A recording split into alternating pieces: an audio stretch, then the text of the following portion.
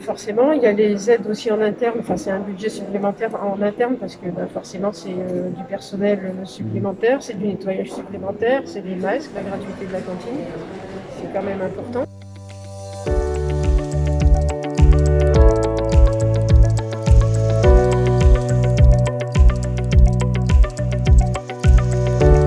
De toute façon, c'est tout le côté humain, hein. Tout le côté humain qui est fragilisé, alors que ce soit le personnel des collectivités, que ce soit les personnes qu'on accompagne, qu'ils soient jeunes, moins jeunes, les familles, enfin tout le monde est impacté. Donc forcément, c'est quand même le département qui est dans les solidarités, qui pêche en premier.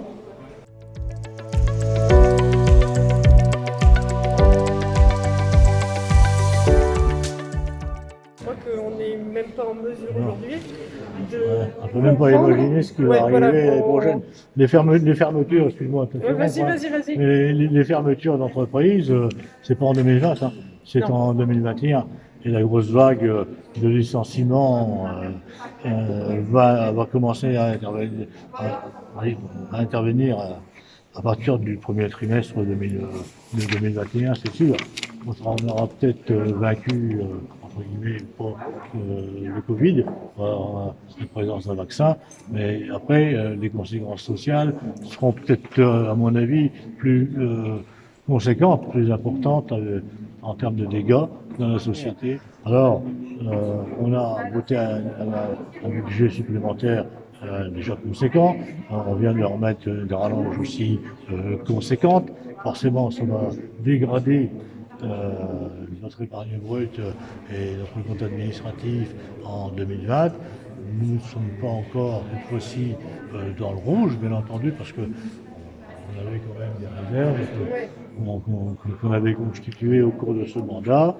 Malgré tout, le milliard d'investissement sera atteint. Si l'État ne nous aide pas de manière conséquente et directement, on se demande aujourd'hui comment on va pouvoir construire ce budget.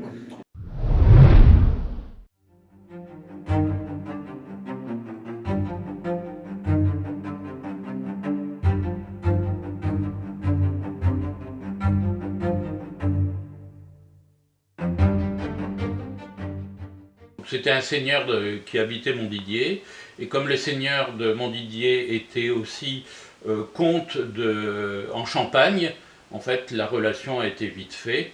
Hein, malgré l'éloignement, Payen de Montdidier a été un des 9 créateurs des Templiers en Terre Sainte. On ne sait pas vraiment qui c'est à Montdidier. Par contre, il a été apprécié par le fondateur des Templiers, qui l'a nommé grand maître de France quand lui est reparti définitivement en Terre Sainte.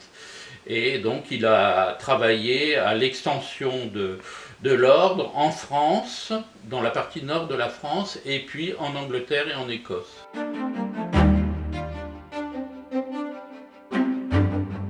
Parce qu'il était propriétaire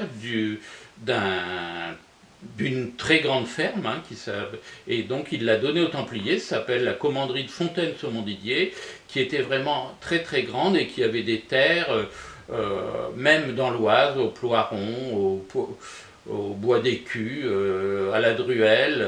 Tout ça c'est expliqué dans le livre par Nicolas, qui a recherché toutes ces terres templières. Et d'ailleurs, il existe encore des bornes templières dans la campagne. Nicolas en a trouvé plusieurs.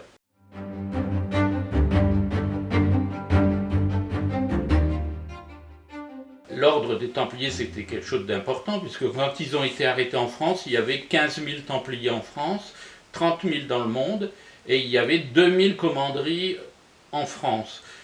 Et puis, bien sûr, Philippe le Bel a voulu récupérer le trésor des Templiers, et il a fait arrêter tous les Templiers le même jour à la même heure, et ils n'ont trouvé aucune pièce d'or.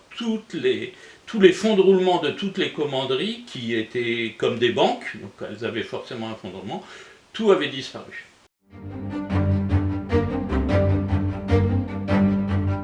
Moi je pense qu'il y a plusieurs trésors. Il y avait le trésor du siège qui a probablement pris la mer sur les 18 navires que possédait le temple à l'époque, qui ont disparu, on ne sait pas où elles sont allées. Et dans chaque commanderie, il y avait probablement ce petit fonds de roulement, enfin petit on ne sait pas, mais et qui a été caché, et c'est probablement pour ça que le maire de Montdidier à l'époque a acheté la commanderie comme bien national et l'a fait raser pierre par pierre, hein, au point qu'on ne savait même plus où elle était vraiment. Bon, Nicolas a réussi à retrouver dans anciens plans, mais autrement, tout a été démonté.